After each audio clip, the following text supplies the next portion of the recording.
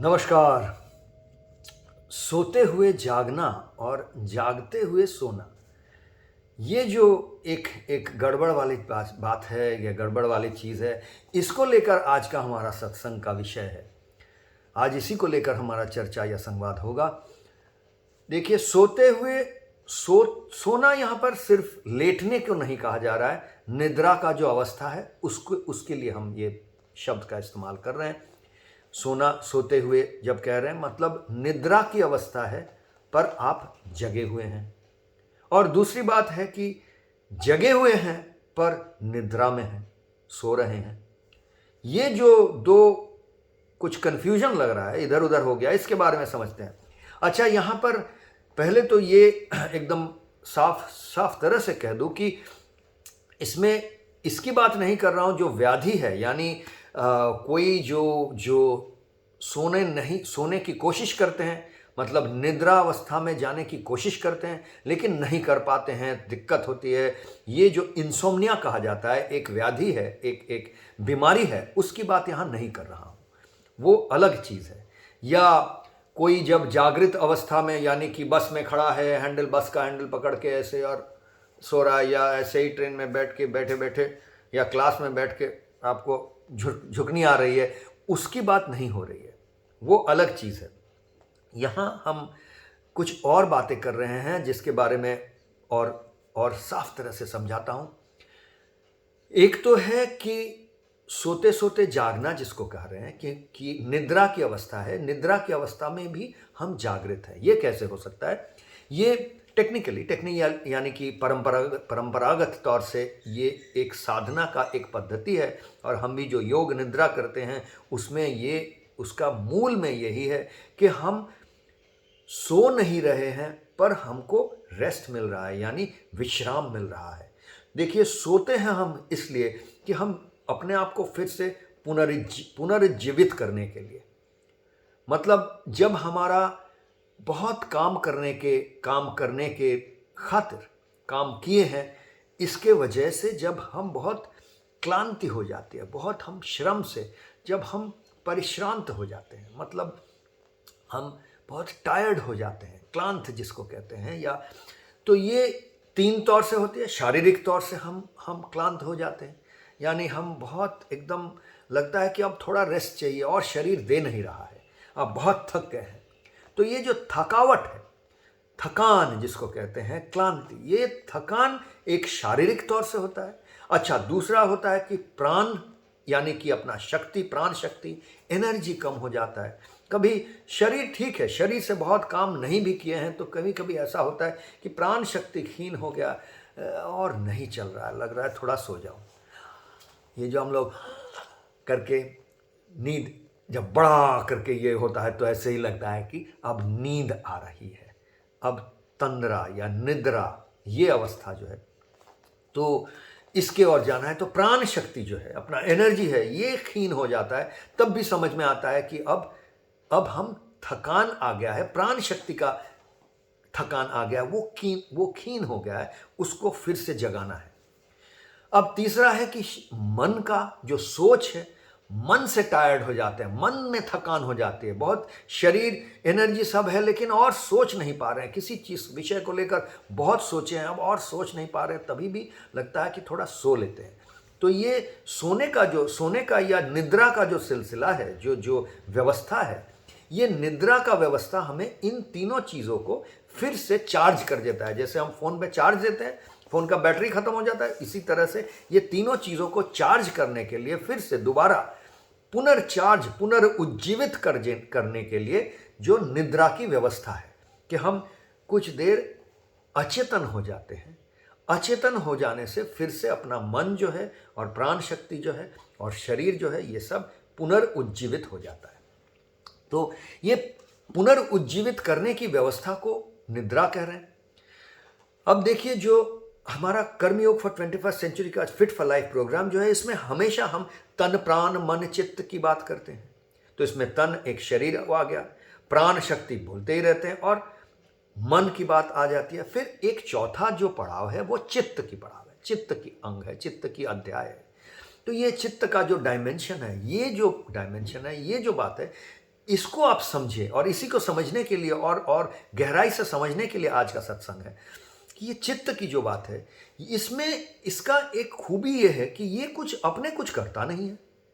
ये देखिए, शरीर जो है वो हिल रहा है, वो काम कर रहा है, प्राण शक्ति जो है वो शरीर को शक्ति दे रहा है काम करने के लिए, और मन का सोच जो है वो बता रहा है कि कौन सा काम करना है, कैसे करना है, नहीं करना है।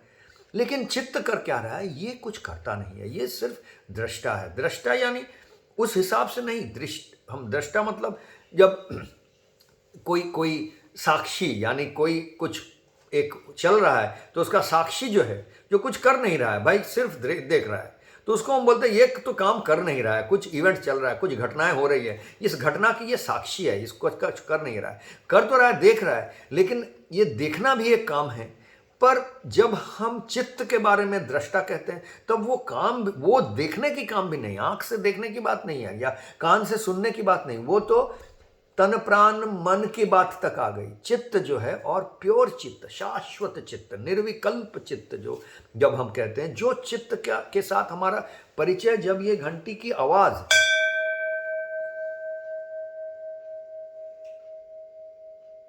बिल्कुल समाप्त हो गई, जब और कुछ नहीं सुनाई दे रहा है, लेकिन वो कुछ नहीं को हम सुन रहे हैं, वो जो चित्त की अवस्था है, कुछ नहीं है। कोई भी अनुभूति के लिए कोई ऑब्जेक्ट नहीं है, कोई भी सामग्री नहीं है, फिर भी कुछ नहीं है, लेकिन उसको हम सुन रहे हैं। ये जो चित्त की अवस्था है, जब आंख बंद कर लिए हैं कि चित्त दर्शन में, कि कुछ नहीं को देख रहे हैं। पहले तो इतना जगत को देख रहे थे, फिर आंख बंद किए, फिर चित्त दर्शन के लिए पूरा बंद कर लेते हैं, तो कुछ नहीं को देखते हैं। ये जो निर्विकल्प अवस्था है, मतलब ऑब्जेक्टलेस, कोई भी विषय नहीं है, कोई विषय नहीं है, फिर भी हम सचेतन है, संपूर्ण तरह से सचेतन है। ये जो अवस्था है, इसमें से जो प्योर, एकदम शाश्वत पवित्र चित्त की बात करते हैं, ये चित्त जो है, ये तो कुछ करता नहीं है। तो इसको तो थकान नहीं होता है, इसको विश्राम की जरूरत नहीं है, इसलिए इसको निद्रा या सोने की जरूरत नहीं है। बस ये अपना मन, प्राण और तन से कनेक्शन को काट देता है, जैसे कि वो तीनों को विश्राम मिल जाए।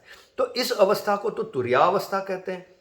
परंपरागत तरह से हमारा जो योग निद्रा का साधना है, वो साधना, या सोमनो मैजिक जिसको कहते हैं, वो साधना हमको इसके बारे में विस्तार में बाद में चर्चा करेंगे, आज की विषय नहीं है। आज जिस विषय में कहना चाहता हूं वो ये है कि जब हम जागते जागते सो रहे हैं, इसका एक उदाहरण के साथ समझाना चाहता हूं, और इसका किस तरह से हमारा ये फिट फॉर लाइफ प्रोग्राम के साथ ताल्लुकात है, किस तरह से इसका अहमियत है, महत्व है, वो समझा रहा हूं। अच्छा, एक उदाहरण इसके लिए समझना बहुत ज़रूरी होगा। ये उदाहरण है, हम सब के लिए बहुत आम उदाहरण है। जब भी ऐसा कोई परिस्थिति होता है, जब मानिए अपने आप हम लोग या हमारे कोई निकट, बहुत बहुत निकट कोई, जब हॉस्पिटल में वो भर्ती होते हैं, दाखिल होते हैं, और मानिए उसको कोई बड़ा व्याधि हो गया है, और इसके लिए डॉक्टर सब विचार कर रहे हैं, देख के डॉक्टर का ये सिद्धांत रहा कि इनको ये बड़ा ऑपरेशन या बड़ा एक प्रोसीजर करना पड़ेगा, मानिए ये ट्रांसप्लांट करना पड़ेगा, या बड़ा कुछ करना पड़ेगा इनको लेकर, जिसका बहुत खर्चा होने वाला है। मानिए 20 लाख, 25 लाख, 2 करोड़, 10 लाख, 2 लाख, जिसके लिए जो खर्चा बहुत ज़्यादा है, ऐसा सोचिए। जिनके लिए 2 लाख बहुत ज़्यादा है, उनको डॉक्टर बोला 2 लाख रुपया निकाल के लाइए, तभी जाके ये हो सकता है।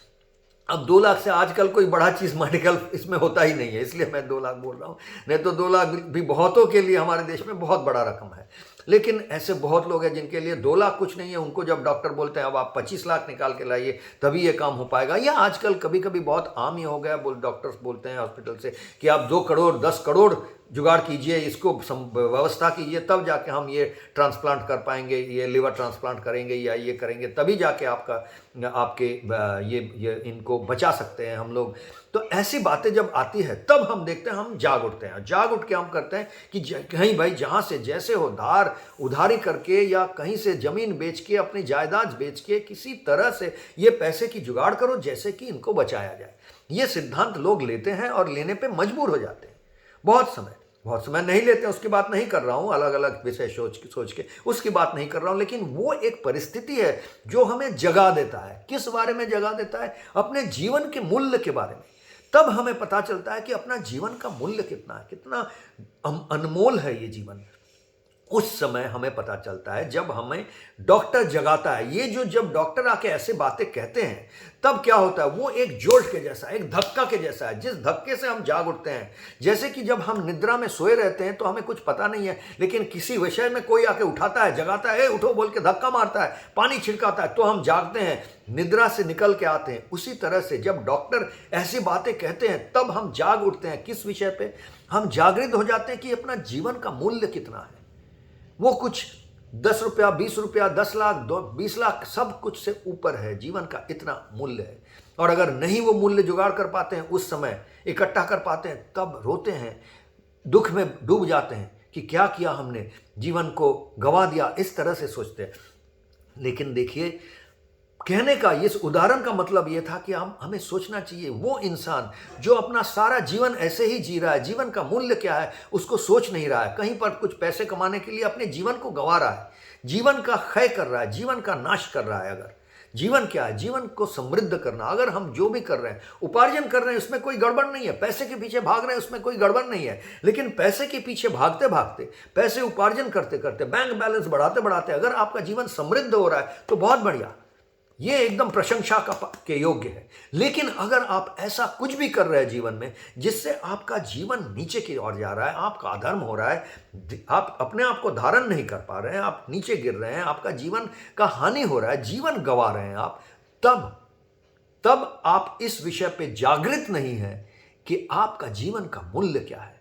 अगर आप साधना को कॉम्प्रोमाइज़ कर रहे हैं, साधना को नहीं कर रहे हैं इसलिए कि हमें काम है, नौकरी है, ये है, पैसे कमाना है, ये करना है, और उसके लिए आप साधना करने से चूक रहे हैं। साधना है जीवन को समृद्ध करना, और साधना नहीं कर पा रहे हैं। क्यों? क्योंकि ऐसे सब कारण है। तो इसका मतलब हो गया कि आप जागते जागते भी सो रहे हैं। किस विषय पे सो रहे हैं? कि आपका जीवन का मूल्य कितना है। इस मूल्य के बारे में आप अचेतन हैं, आप निद्रा में हैं। बस इस विषय में थोड़ा सोचिए और सोचते रहिए। इसी आशा के साथ आज का सत्संग समाप्त करता हूँ। नमस्कार।